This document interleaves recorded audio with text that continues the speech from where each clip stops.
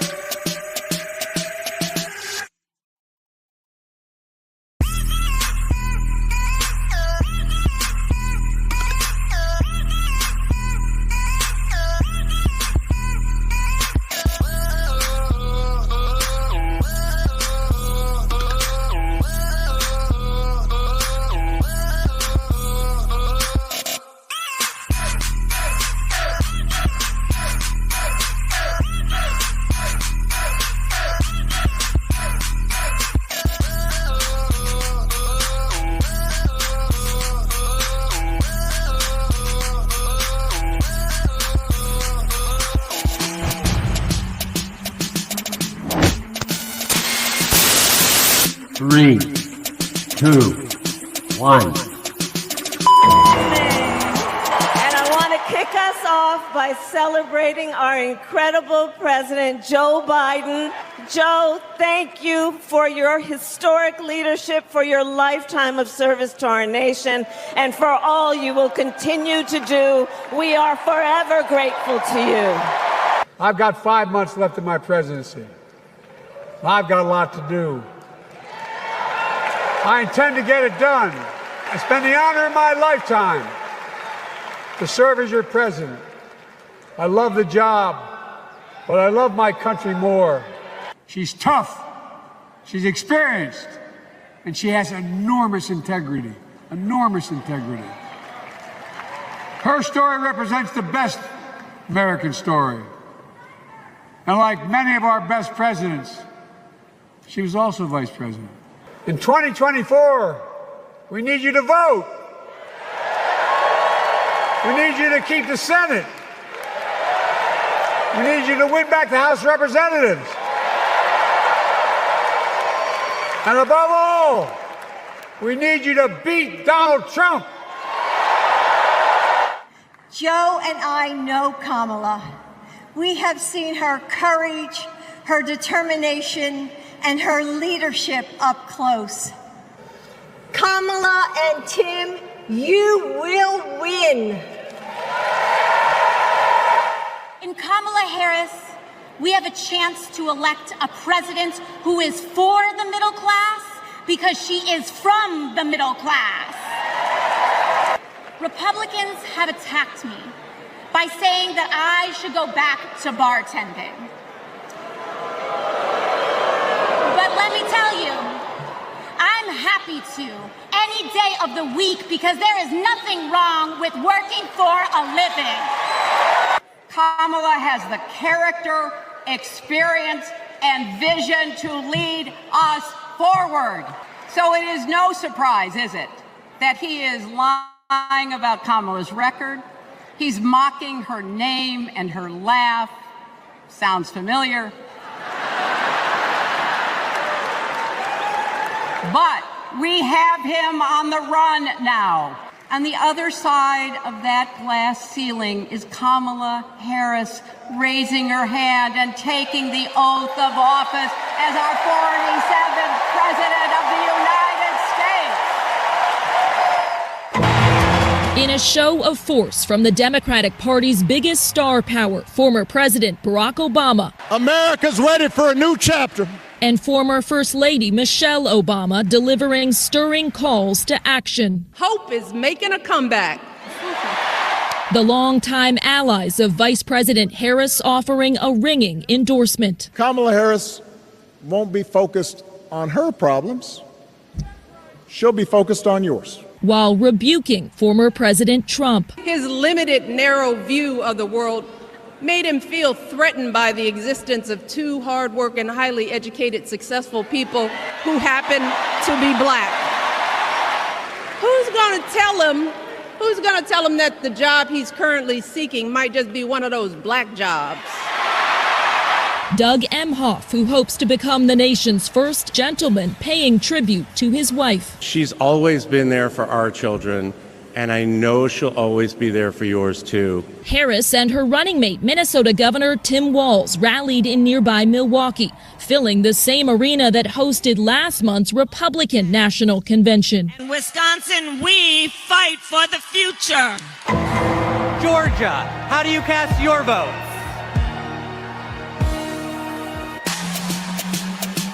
Yeah! Ladies and gentlemen, we are here tonight to officially nominate Kamala Harris for president. Five, get loud, another round of shots. DAC, turn out for what? Turn out for what? Hey, turn out for what? Yeah!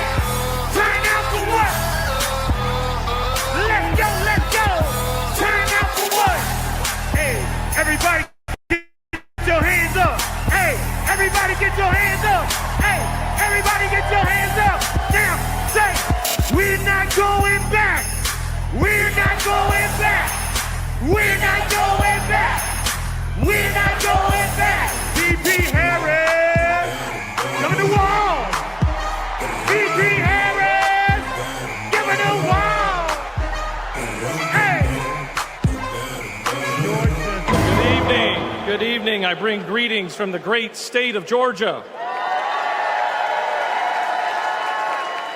So let's get the hard part out of the way. I am a Republican. But tonight, I stand here as an American.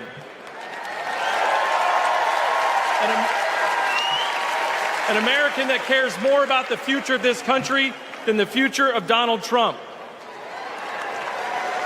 My journey started to this podium years ago when I realized Donald Trump was willing to lie, cheat, and steal to try to overturn the 2020 election. I realized Trump was a direct threat to democracy, and his actions disqualified him from ever stepping foot into the Oval Office again.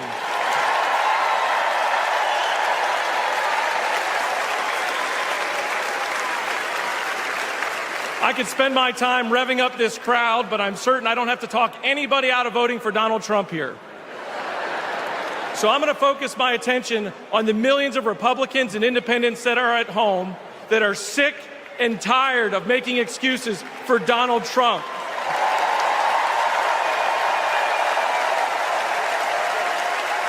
If Republicans are being intellectually honest with ourselves, our party is not civil or conservative. It's chaotic and crazy, and the only thing left to do is dump Trump.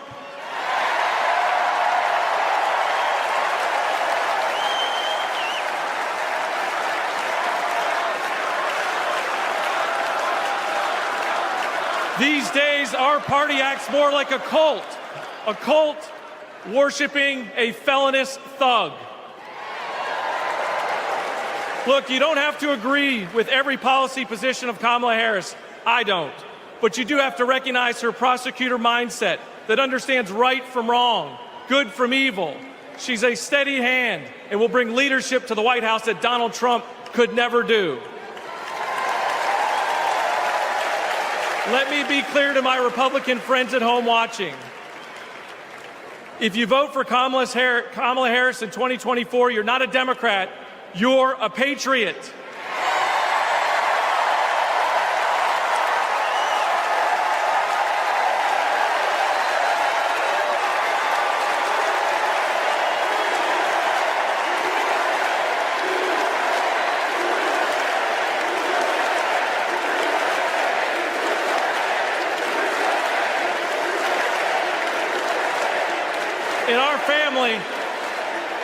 In our family, my wife Brooke and I are raising 3 boys, and we have a family motto. And it says, doing the right thing will never be the wrong thing. During 2020, during just the lowest of lows, when we had armed officers outside our house protecting us from other Republicans, Donald Trump had targeted us. My son came downstairs, and he handed me this coaster that I'd given him years before at a father-son retreat for our church. And he said, hey, Dad, doing the right thing will never be the wrong thing. Stay strong.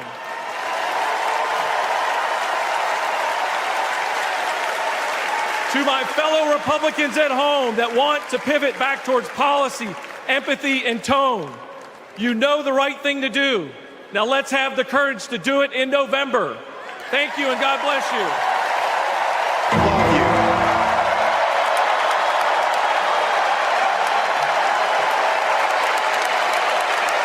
I'm letting you in on how we started a family, because this is a big part. Hope, Gus, and Gwen, you are my entire world, and I love you.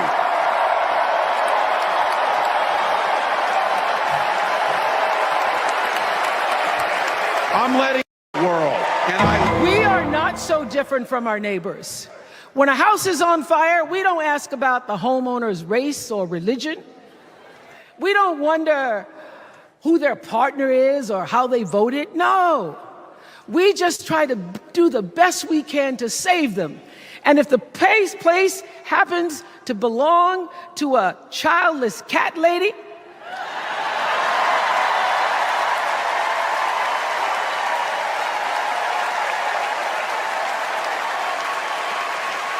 Well, we try to get that cat out too.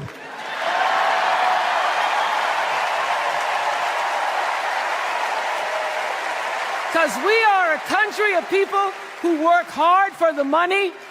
We wish our brothers and sisters well, and we pray for peace. And every day in the courtroom, I stood proudly before a judge and I said 5 words: Kamala Harris, for the people. I accept your nomination to be President of the United States of America. In many ways, Donald Trump is an unserious man, but the consequences of putting Donald Trump back in the White House are extremely serious. One must ask, why exactly is it that they don't trust women? Well, we trust women. President Biden and I are working to end this war such that Israel is secure, the hostages are released, the suffering in Gaza ends, and the Palestinian people can realize their right to dignity, security, freedom, and self-determination. All right. Good evening, family. Good evening, good evening, good evening. Welcome back to the Carl Gilliard Daily Show. Hey, we are here at this defining moment. This is a defining moment. And if you don't know, then you need to ask somebody. We've seen a transition of so many things that's happened within the last couple of weeks, from the transition of power of a president that was a sitting president that decided not to run again for the presidency of the United States of America, therefore handing it and endorsing the vice president of the United States, Kamala Harris. Therefore, after all considerations having to garner all of the delegates needed to make her the official nominee, therefore selecting her vice presidential choice as Governor Walz, who I am elated about, is just a good man. And so all of the parables that have happened, one of the things that we see happening right in front of us is that Republicans want their party back. And let me say this to you all know, I talk about Democrats, Republicans, I talk about people.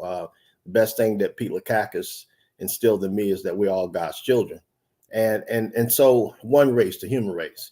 And so though we all have different choices, we can be independent, libertarian, Democrat, Republicans. We all have our own ideologies. But the one thing that has happened in this upcoming Democratic National Convention in Chicago is that Republicans say, we're tired of being tired. We got Fannie Lou Hamer spirits roaming all around us, and we want our party back, and enough is enough. We're looking at the common good of America versus the common good of our party. And if a lot of us get caught in that vein, we won't get caught up in saying, I've been a lifelong Democrat all my life. I won't vote Democrat. I can't say that that's been the case with me, because if a person is a person, we vote for the person, not the party. Then we have those Republicans that said, I've been a lifelong Republican all my life. And so we got to get to the point where what does democracy look like? What does democracy look like? And one of the things that I saw in the Democratic National Convention, excellent convention, exuberating, motivating, and just right for the times, is that we're not going back. We're moving forward. And I always have a theme of something I say all the time: moving from what is to what ought to be. And so caught in the web, united together, spreading love to make things better. This is a message you will plainly see. What the world needs now is LOVE. And so, that was Candy Love 101. So this Thursday, in our port city, in our great city of Savannah, a city that does not do politics like we do at the Capitol. You see, in Chatham County, we know as Democrats and Republicans, we support one another for the betterment of Chatham County. That's just how we roll. And so I will give kudos to our delegation, because that's how we roll. We do have different thoughts and different beliefs and different choices, but for the 99% of it all, we work together. And so now the city of Savannah, Georgia, will be braced and graced with the presence of the Vice President of the United States of America. And, you know, many of you that visited my page, you saw where I posted. Now, I'm just telling y'all, we can't wait till the last minute all the time. I posted, if you were interested in going, inbox me. And the reason why we do things like that is it's confidential. We can't just say she's going to be here at this place and this time. All you know is she's coming to Savannah on Thursday. And if you went on my page and then I sent you a link, you would have registered. Hopefully by now, and most likely they're filled. I'm not going to give that report. So if you have not registered and you have a link, make sure you do so. The other thing I want to tell you is that be prepared when you go to this rally. Just be prepared, you know, get your rest. You know, it's going to be, as the young people say, lit. And I'm excited that we're all a part of this team. This is a team for joy. People say, well, that's corny. We don't need joy. Let me tell you something. Many of us have had to do some weeping during the night. But thank God that joy has come in the morning. The definition of insanity is doing the same things over and over and over and not getting any real results. And the insane thing is, if we stay home, that's insane, because so many people, hands that have picked cotton can now pick leaders. So many people died and bled for your opportunity to vote. So many people were water holes, bitten by dogs. And guess what? They were not all people of color. There was a lady that went to her grave with two other civil rights leaders. Viola Liuzzo, you know, was killed. So many other ministers, white ministers, were killed, and other individuals that were not of color.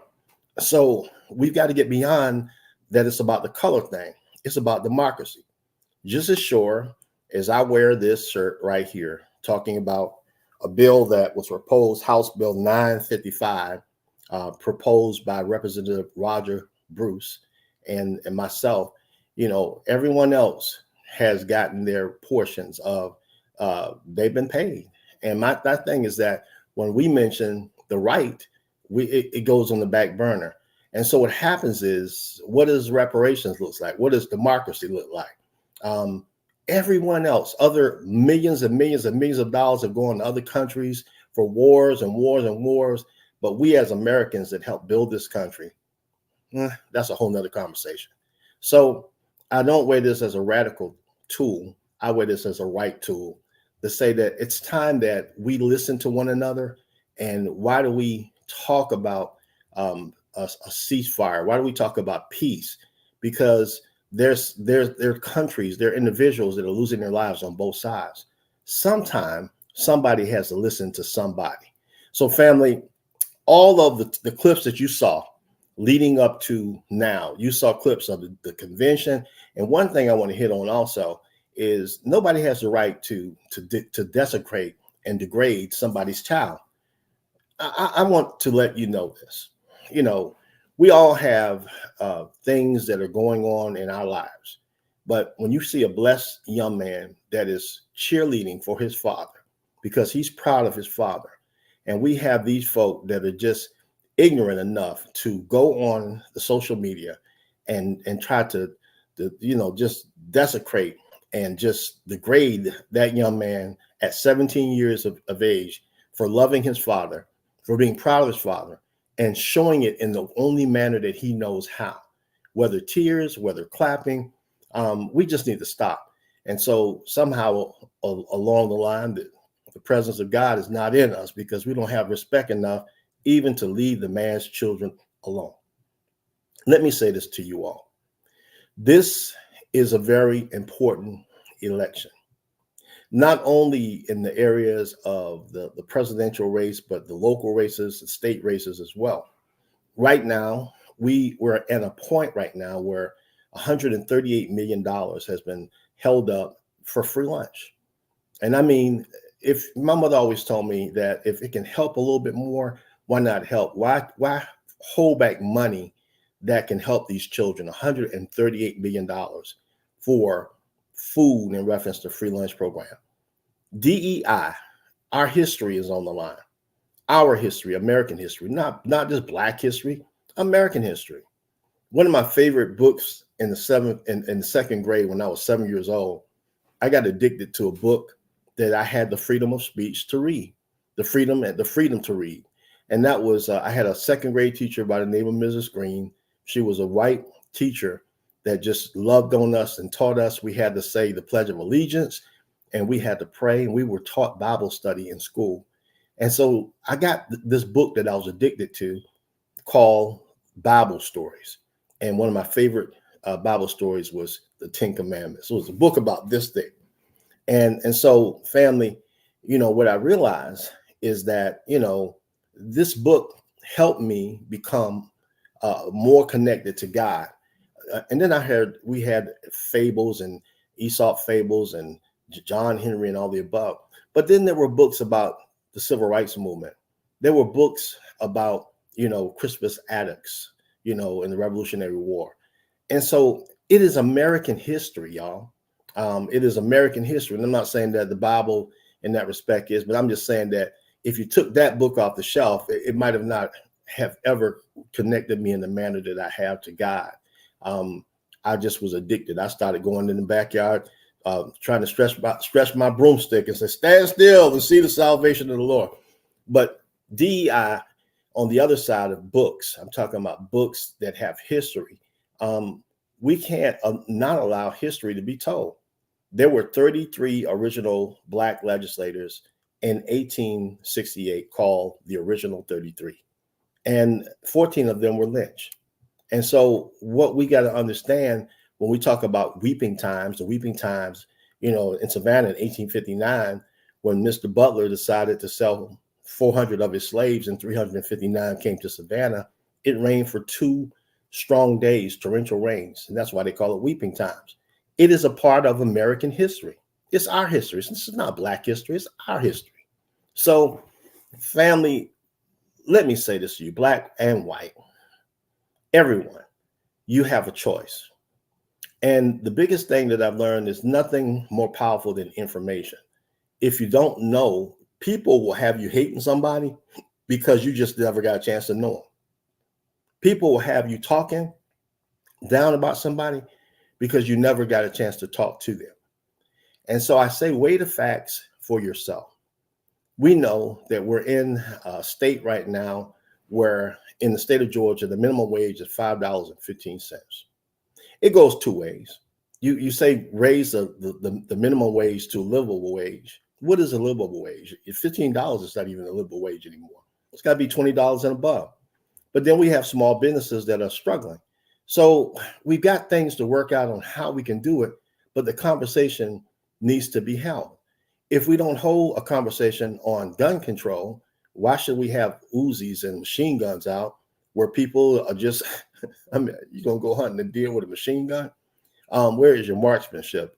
Anyway, so conversations, even if you don't agree with it, let's have the conversation. Let's get the hearing at least.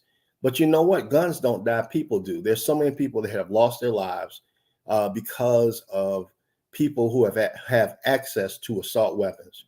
And we know there are a lot of factors. There's mental health. There are a lot of factors. They're just folk out there who have no respect for life. And guess what? They all don't come from one ethnicity. And so right now, there are conversations that we need to hold. But meanwhile, going toward this election, we need to do what the Bible says and study to show ourselves approved. Get all the information needed to make an intelligent decision. And when you go to the polls, you go to the polls as an American. You don't have to worry about, I refuse. Here's my prophetic statement today. I feel that the Vice President of the United States of America will win the state of Georgia. Y'all heard that? And you know why I feel that way? Because as our former First Lady says, hope has come back to America. When we can look at Republicans, and I'm proud of my good friend and former Lieutenant Governor Jeff Duncan.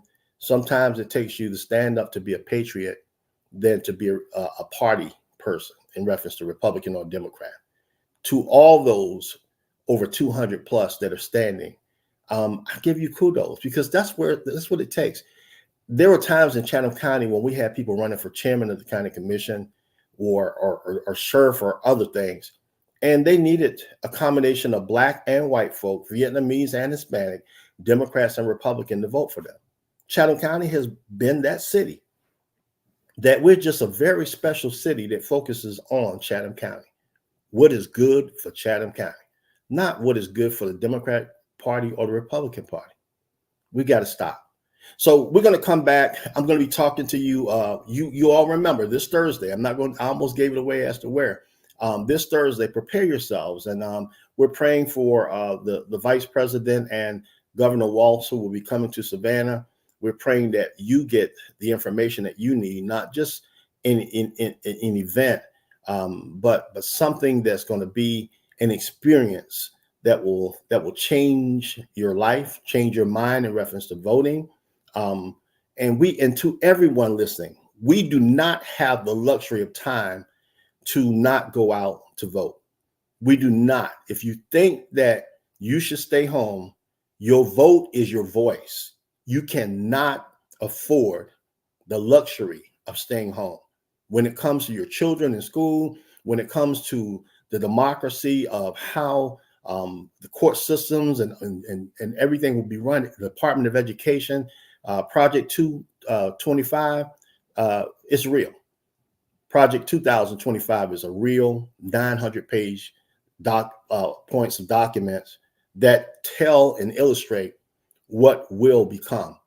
And we, as Americans, do not have the luxury of time to sit on our posteriors and to stay home. Hey, we're going to come right back. We're going to talk to you about another event that's coming up and why you should be there.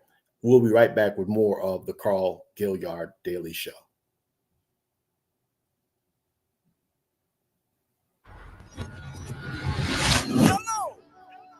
I know the world won't give me nothing, so I gotta take it. And I know it's a way we can win. Why won't nobody say it? It don't matter where we from, suburbs or the slums. They don't wanna see us winning, they'd rather keep us down. Could have a war, but we don't know how. Don't let them tell you that your vote don't count. Well, he was in office for 8 years, bro. Still ain't getting nothing done for it. Bro, you and me done worked at this barbershop them whole 8 years, bro. They don't care about us, bro. No, that's fact, though. I really don't even remember the last time a president did something for us, to be honest. Yeah, I ain't trying to go out in that sun and vote.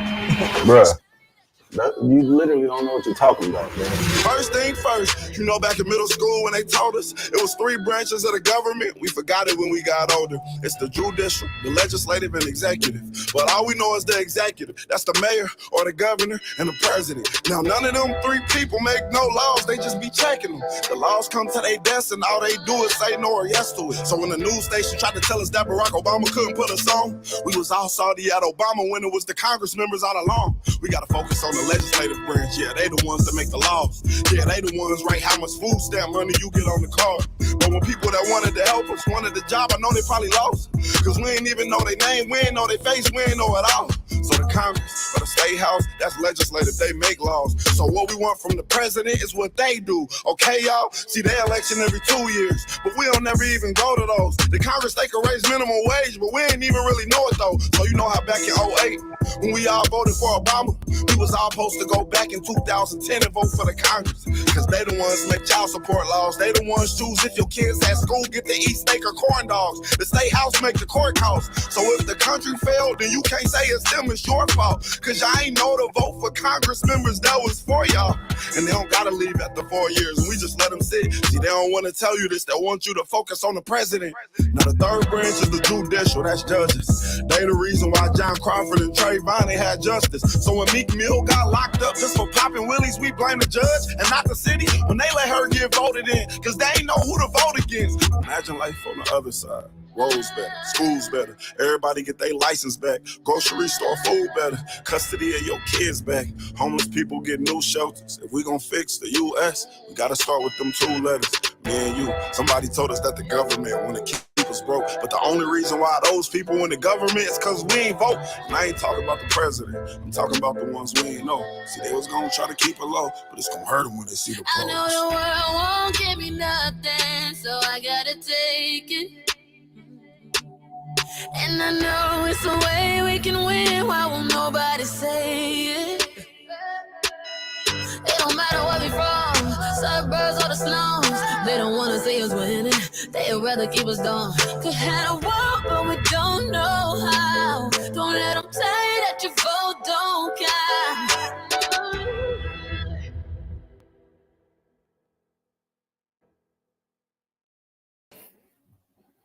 All right, all right. Hey man, I like that. I was trying to find the guy that did the original one, and now I see he's growing up and he's still educating us about the levels, the civics of government. Most people think, if I vote for the presidency of the United States, it's going to change everything. You got to vote for the presidency, and you got to have a dominant Senate and a dominant Congress that's going to work with the president.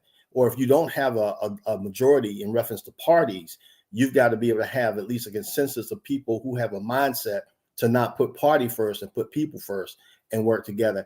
And I must say, a lot of times in the Georgia General Assembly, that is the case. I'm not going to say all the time, because there's some very big bullets that we disagree on, but I do know that I do want to sing good thoughts to our speaker and leadership, that sometimes we can disagree on a lot of things, but we agree on more things.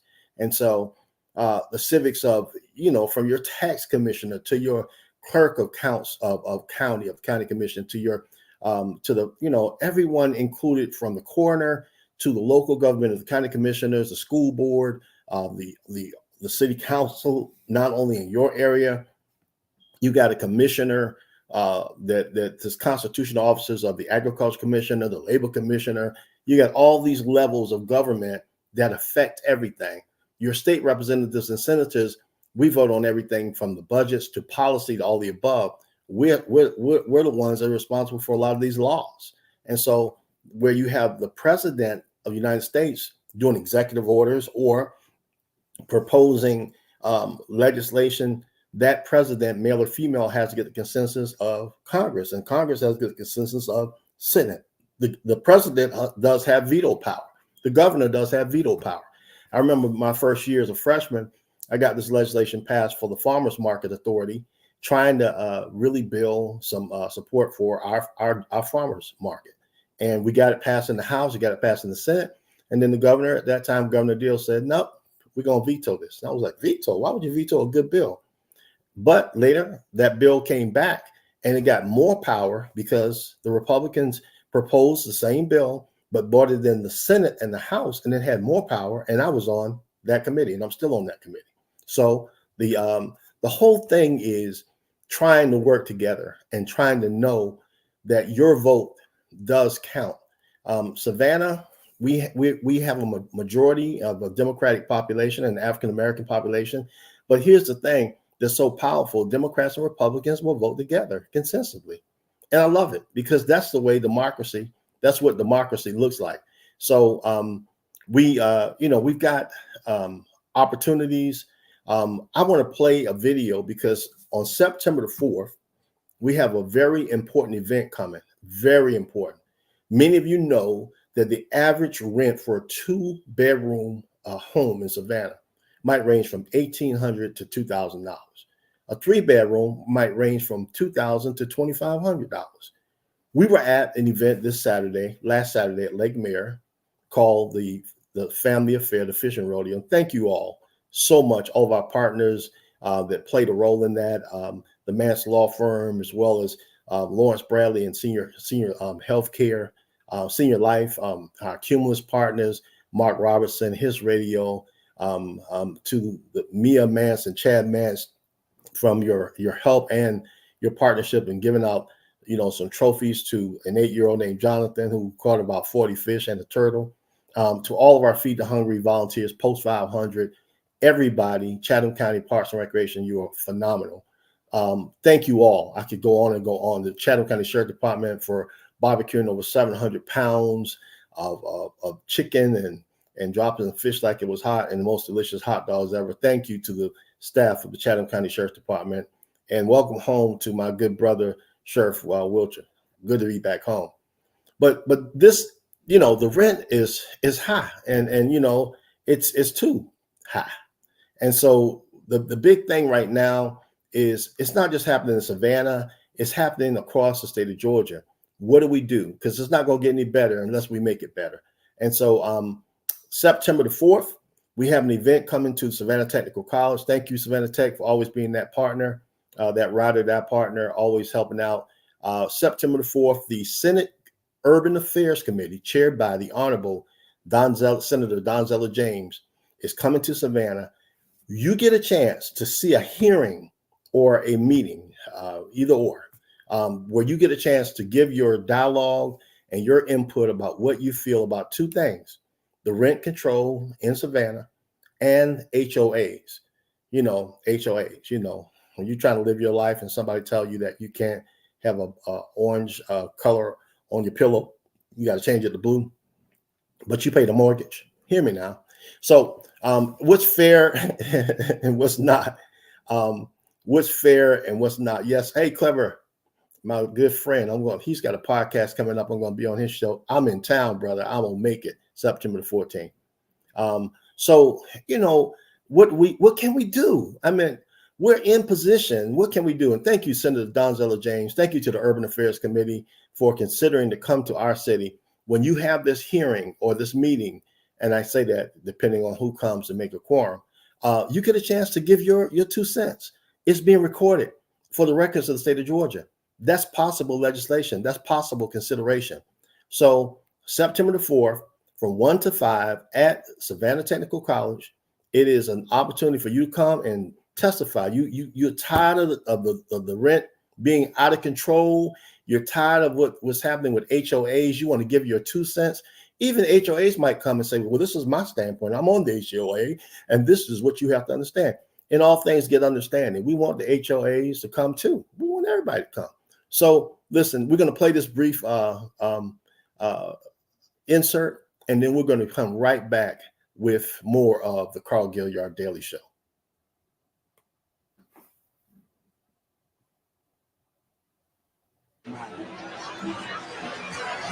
The rent is too damn high. I represent the rent is too damn high party. People are working 8 hours a day and 40 hours a week, or some a third job. Women can't afford to take care of their children, feed their children breakfast, lunch, and dinner. My main job is to provide a roof over your head, food on the table, and money in your pocket. This is politics as usual. Playing the silly game. It's not going to happen. The rent too damn high movement, the people I'm here to represent can't afford to pay their rent. They're being laid off right now as I speak. They can't eat breakfast, lunch, or dinner. Listen, someone's stomach, child's stomach just growled. Did you hear it? Got to listen like me. Okay. Let's Mr. talk McMillan. about the issue. Mr. People can't afford to pay their rent. 30 seconds for you, sir. Rent is too damn high. As a karate expert, I will not talk about anyone up here because our children can't afford to live anywhere. Nowhere. There's nowhere to go. Once again, why? You said it, the rent is too damn high. Thank you, Mr. McMillan. Mr. Cuomo. First, I'm with Jimmy. The rent is too damn high.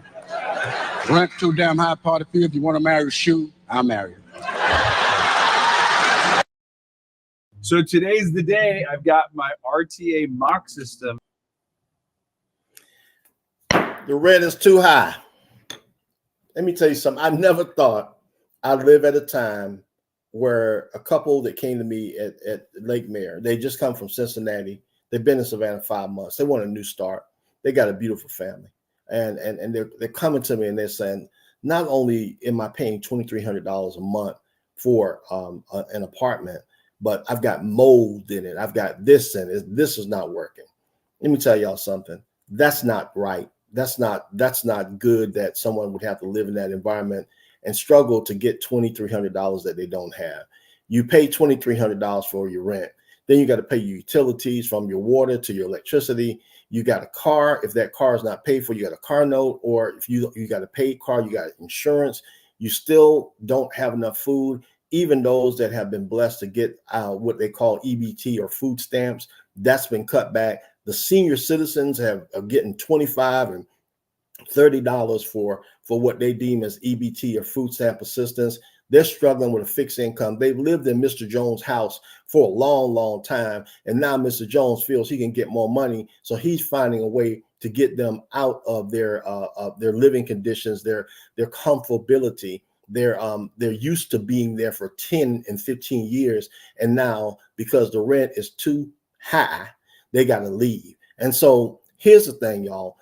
Here's an opportunity for you to come to get, what you want to say off your chest, to tell them the stories that you have and how it's affecting you, how you're struggling and robbing Peter to pay Paul, and how can they help. And I'll tell you, help is on the way. We're gonna get ready to revolutionize the housing industry. You're gonna hear me talk about it, and we've got help on the way.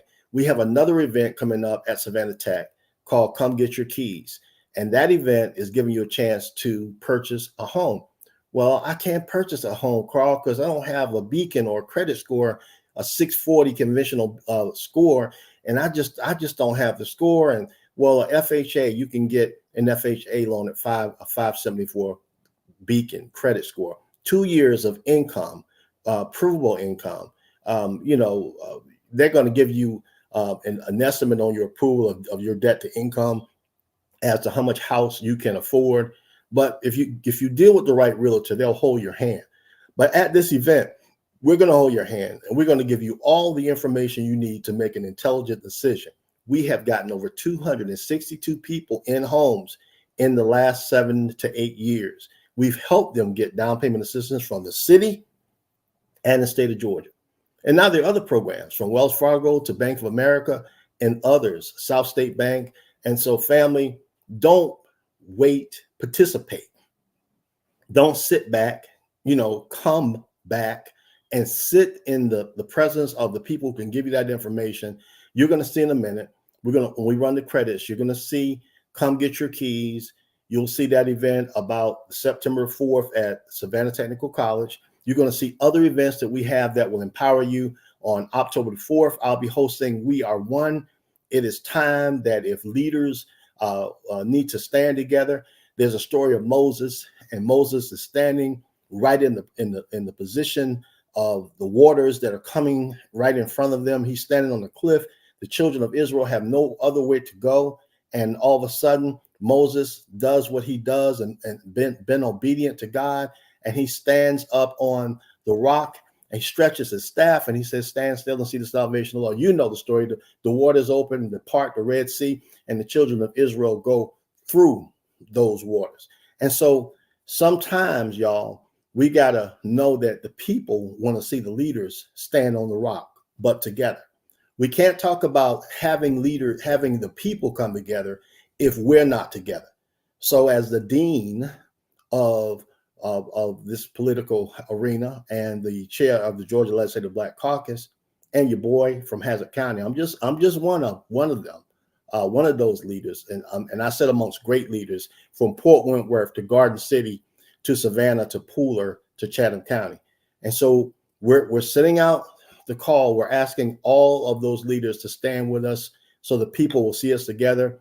Thank you to the great President Paul Mosley and the brothers and sisters of ILA Local 1414 for allowing us to be there and use your facility and stand with us as you always do. That is October the 4th at 6 p.m. at the Longshoreman Hall. It's called We Are One, and we need to be one. If we don't stick together, we get stuck together. So let's fight for what's right or self-destruct together. We got another event coming up, a dedication to the Pete Lukakis Memorial Interchange. We've got the Francis Bright Johnson Memorial Interchange coming up.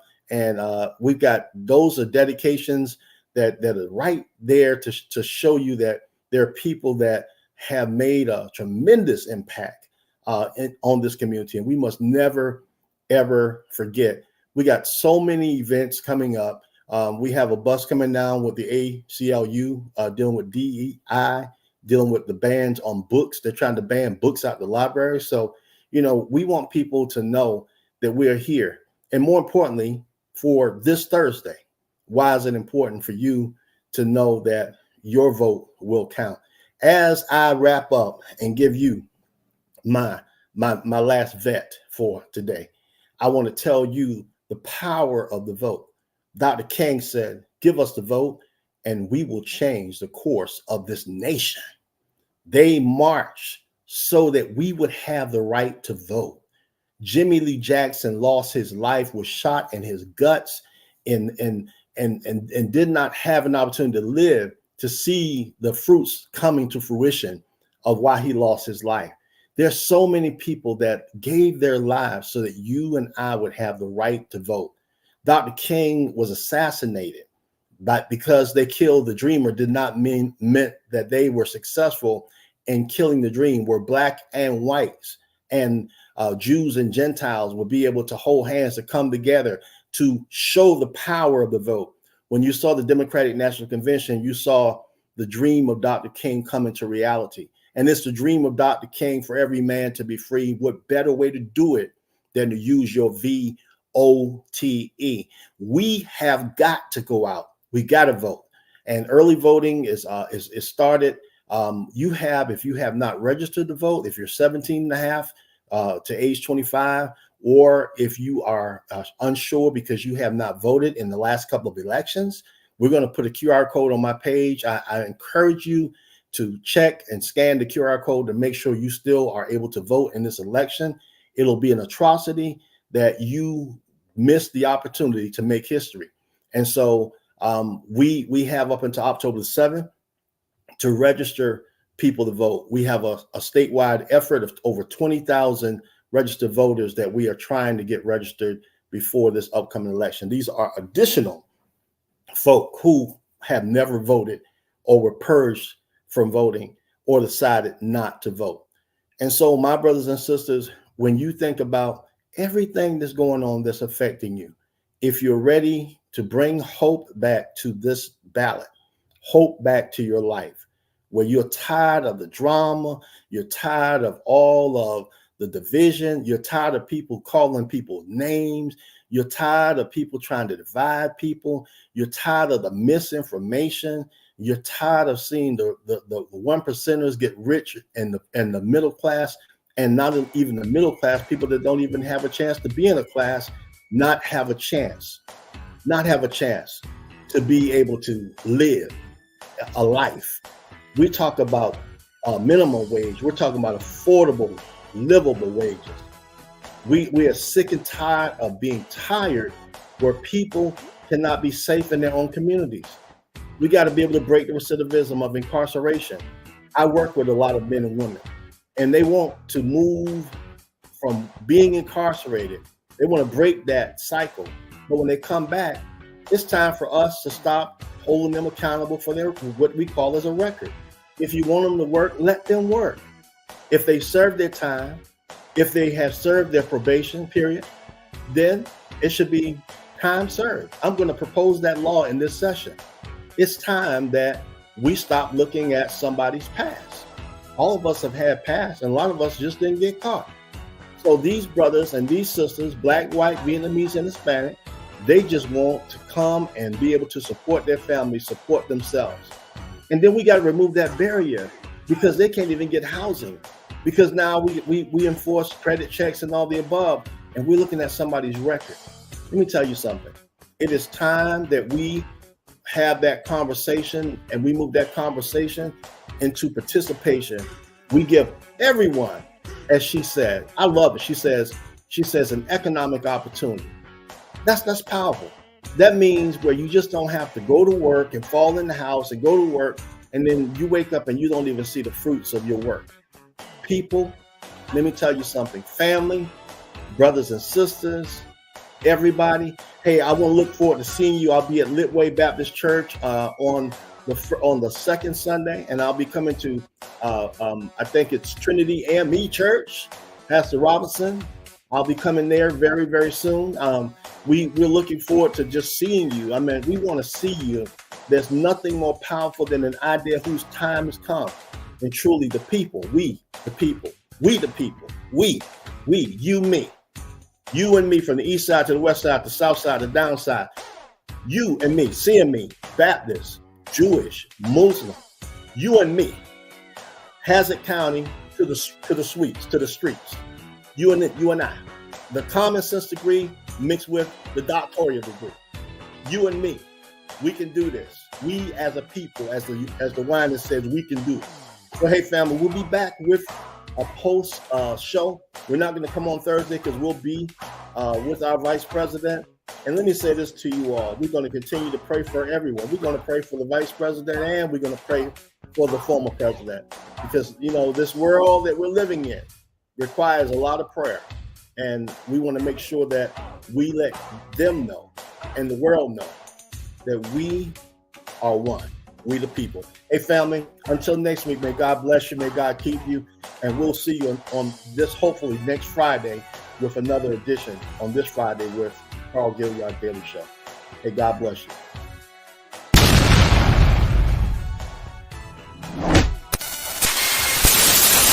Three, two, one.